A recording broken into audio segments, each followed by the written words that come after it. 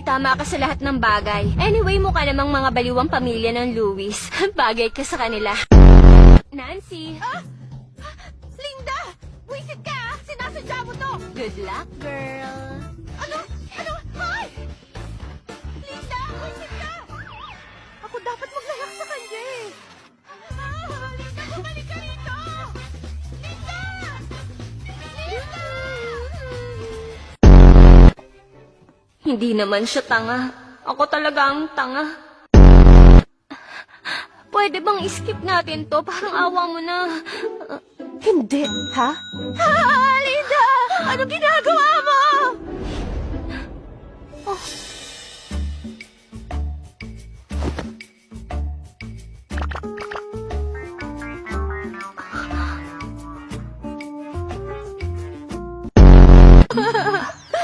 Ba't ka umiiyak, sweetheart? Okay lang. Ang awkward nun, wisit. Ay, kung magsasama kami ni Nancy sa klase, baka maloka ako.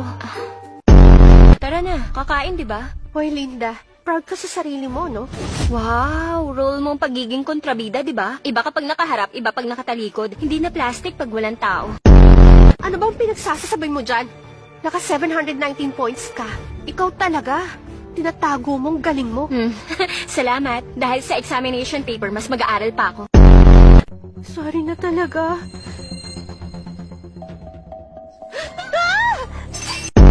Linda! Madam, Yung Linda, partner kasi. anong problema? Hinuli ka ba niya? Kasi, sabi nung butler, sobrang close daw talaga sila ni Joseph at Nancy. Mamamatay na lang daw ako sa inggit sa kanila. Tapos wala daw nagmamahal sa akin. Pa-victim ba ka mo? Tama, kaya ko rin. Makakuha ng genius, good luck sa'yo. Ako din, guys. Siguro hindi dapat naging mataas ang score ko. Kausapin si Nancy. Konting salita lang sa kanya ng taong yun. Kontrolado na naman siya. Kunwari pa siya. Ano yan? Prinsesa ng pamilya namin tong si Nancy. Bakit mo siya pinahiya? Bukas, dapat dalan mo siya ng pagkain dun sa classroom niya. Bakita mong close kayo. Mukha bang ganun kaming ka-close dalawa? Ninakaw niya identity ko. Niyayabang niya palagi sa akin. Ba't ako sisip-sip sa kanya? At ikaw, nagpa-botox ka ba dyan sa utak mo? Ba't mo inisip na susunod ako sa'yo? Linda! Ikaw! at kilalanin yung anak ng mga Miller. So yun pala ang plano nila. Linda, ibig ko lang sabihin, Ano? Patapos na ako sa senior year ko, tapos gusto mo ako mag-drop para lang sa date? Dahil ba mayamang pamilya sila, iaalay mo lang ako basta-basta? Ibebenta mo yung ano? hindi yun ganon. Harmony, freedom, equality. Ang dami ko kasing nakaing bands kaya nahilo ko. Nahilo? Diyos ko, ba't syunga-syunga ako ngayon? Ano ba naman itong mga pinagsasasabi ko dito? Nahawa na yata ako ng novel syndrome doon sa pamilya ng Louis.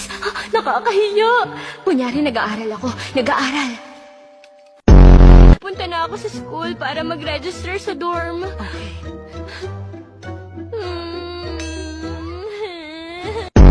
Uuwi ka lang naman sa bahay para kumain. Nako, delikado. Malay ko ba kung may ginawa kayong trap sa akin? Hoy, pinapauwi ka ng parents ko. Oh, parents mo. Sabihin mo sa kanila thank you. Pero bilang malayong kamag-anak, di ko sila dapat abalahin. Sige na, umuwi ka na. Mag-quality time kayo ng parents mo. Tumating ako sa capital city. May malaking butas sa kwento dito. Padrama ng padrama ang buhay ko dito. Parang yung isang baduy na patapon na nobela. Ito na ata ang karma ko sa pag-setup sa akin ni Nancy. Ba't ang babaw nila? Pag di ako nag-almusal, di tama ang nutrisyon ko. Pag di tama ang nutrisyon, bababa ang study efficiency ko. At pag mababa siya, maaapektuhan ang lahat ng grades ko. At pag naapektuhan ng grades ko, naku, guguho ang mundo ko. Naiintindihan mo? Gets mo? Gets mo ba? Ay, hindi naman. Ano, wag mo ako masamain. Ethan, high school pa lang tayo. Studies ang priority natin. Dapat mag-aral tayo. Anong tinatawa-tawa mo dyan? Seryoso kaya ako dito, no? Kasi nga, pag nagjowa ng maaga, bababa ang grades natin. Wala nang Luminaria University. Ay, hindi ko kayang isipin.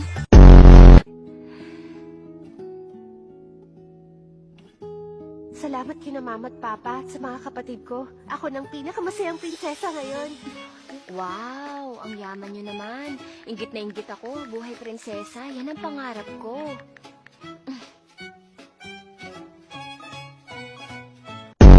Itong si Nancy, napakabait talaga. Kumain ka pa. Sure ako sa exam mo, mas maganda ang resulta. Wala pa akong residency permit. Di ako makikipagtalo sa isang walang alam.